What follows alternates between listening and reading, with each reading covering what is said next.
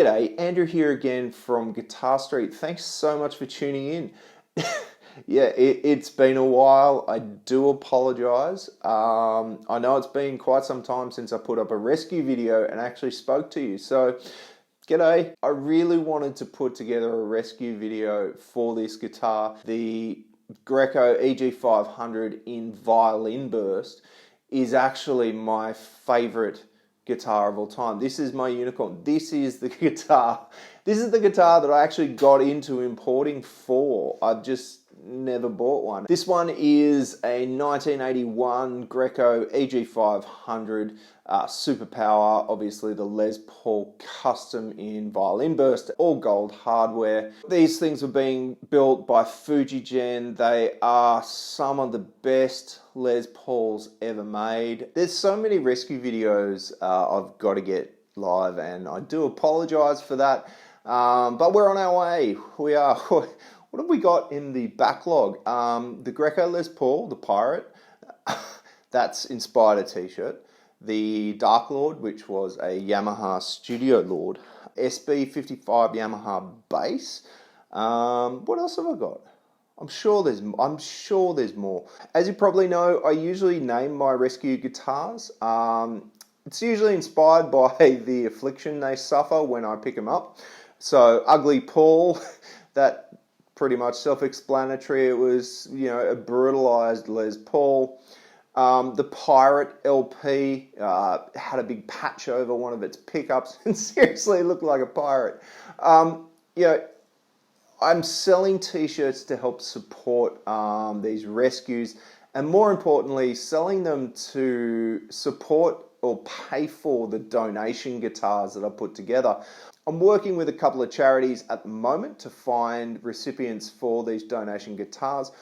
One more piece of news before I get into this rescue. I know that I've been rambling. It's been a long time. I'm trying to get it all out. I bought a guitar for me, for Guitar Street. I bought a guitar for Guitar Street. It's called the Mule. It's also a Greco EG 500. It's a 1978, which is the year I was born. It's beautiful. I bought it for the flamed top. I mean, wow. It's called the Mule for good reason. It's going to become the test mule, the Guitar Street pickup test mule. God, I've been buying a lot of pickups recently. I have about, don't tell my wife, but I have about 50 of them around here. I've got everything from Greco U-1000, U-2000, Screamin' 82s, Dries, Seymour Duncan, JBJ, JBG. God, the list goes on. But what we're going to do is create a tone library. So stay tuned. Anyway, let's get into the rescue video. All right, I picked up this EG 500 from Japan, obviously. I brought it in, and look, when I bought it, I knew it needed a new inlay. The 3rd fret inlay was gone. When I bought it, it was no way that I thought this was going to be a rescue. When I opened it, I realized, holy shit, you should have seen the back of this thing. Like, it looked like it had just come fresh from a romp with Edward Scissorhands. It was split wide open. There were splits and cracks all the way down. Some of the biggest ones almost covered the entire back of the guitar. There was finish cracking in the headstock. There was finish cracking on the back of the neck, on the side, and on the front. Stupidly, I started gluing before I checked that the video of this thing actually brought out the the finish checking. You can see in these stills though, this is after I had hit it with some wicking glue. I ran a glue boost ultra thin. It's like wicking glue basically through all the cracks. That clear coat was pretty much ready to come off. If you had have got a knife, you could have just dug into it and got it out. So I had no choice but to attack this thing with glue. I think it's come up pretty well. hit it with glue, scrape back with a razor blade. There was so much checking. I didn't bother worrying about the rest of the clear coat. Pretty much just used the razor blade with no protection.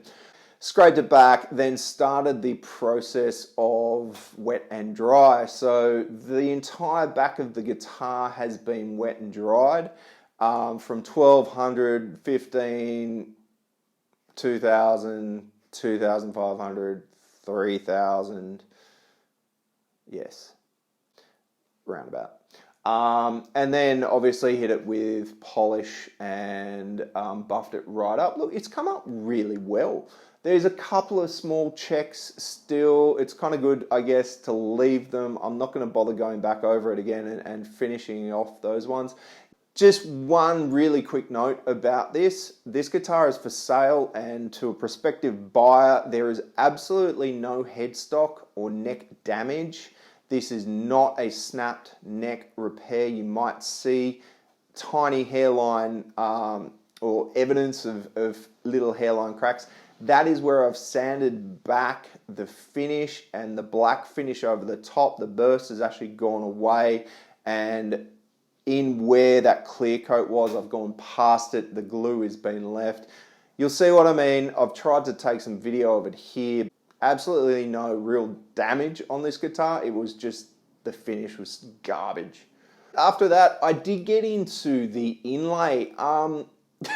I just assumed that these were going to be mother of pearl. They're not. They're pearloid, so plastic, kind of looks a bit like mother of pearl, kind of doesn't. So I've taken two pieces of mother of pearl, two small pieces. I've glued them together. Then I've covered them in a light sprinkling of bone and mother of pearl dust. Then put wicking glue over the top of that, shaved it down, sanded it down, done it again to try and get that off yellow look. I think it's come up really well. I was a bit worried that the join was going to show a lot, but once the strings are on the guitar, you can barely see it. The custom binding on the top of the headstock was at risk of degradation, really. The finish had cracked off in parts and peeled back. So what I've done is hit it with wicking glue and then some glue boost, scraped it back, and you can see the discoloration still, but it's solid, and I'm happy with that. As I always try and explain with these things, these are rescues, they're not restorations. I get them back to playing condition, I get them as good as I can with the tools I have available. If I go out and buy a brand new set of Godot hardware and dump it in, it's not really a rescue, it's a restoration. So I'm not really too fussed if there are chips and dings in this still. I want it to be an honest representation of the guitar that came to me, but now, it's playable, it's not going to fall apart, and it looks a million times better. A couple of finishing touches. Obviously you would have noticed there was no bridge. I just happened to have a gold Japanese made ABR style bridge lying around that I dropped in. Also, there were no knobs. So Australian luthier suppliers, I have to give them a massive shout out. They managed to get me replacement knobs within 24 hours. It's delivered to my door, and I have to say a massive thanks to Sean for that, because otherwise this guitar would never have been ready for the weekend, which is when I wanted to sell it. You can see the hardware is patinaed. This thing's been played a lot. There were actually quite a few fret divots that I had to get rid of. Leveled, crowned, it's playing beautifully now. And the shiny new knobs really stood out like dog's balls, to be honest. So I did a quick relic job, sanded back the numbers just a little bit, sanded back the top, added a bit of dye to the top as well. Those silver tops, tried to get them a bit stained. It's nothing over the top. I don't like relicking things, but when it comes to brand new knobs on a 40-year-old guitar with really patinaed hardware, it had to be done. I think they look great, but at the end of the day, the new owner can do whatever they want with their knobs. All the electronics in this are original, from the harness right through to the pickups. We've got U-2000s in there, and look, I've never played them before. But even before I'd rescued this thing, I gave it a belt, and holy dooly, these things are amazing. There is just so much meat in there. The mid-range is so beautiful. I'm not going to do justice in the tone test, as you probably know if you've seen any of my videos. I can only imagine what a real guitarist would be able to do with this guitar. It just sustained for days, mid-range through the guts, just amazing piece of kit. I love it. So let's get into the tone test. You've heard me ramble on enough. I'm pretty sure that most of you will agree. This thing's come up beautifully. It makes me really happy. As I said at the start of this video, this is my favorite finish of all time, and I just love it. I won't be keeping it though. I can't afford to keep the guitars. I'm rescuing. I'm not selling them at enough margin to keep them. Buy more t-shirts, please. Something a bit different. We're running the tone tests from now through a Spark amplifier. That's the Positive Grid Spark amp. It's a modeling amp, and you know what? It's phenomenal. I have been messing around with all the presets on Tone Cloud.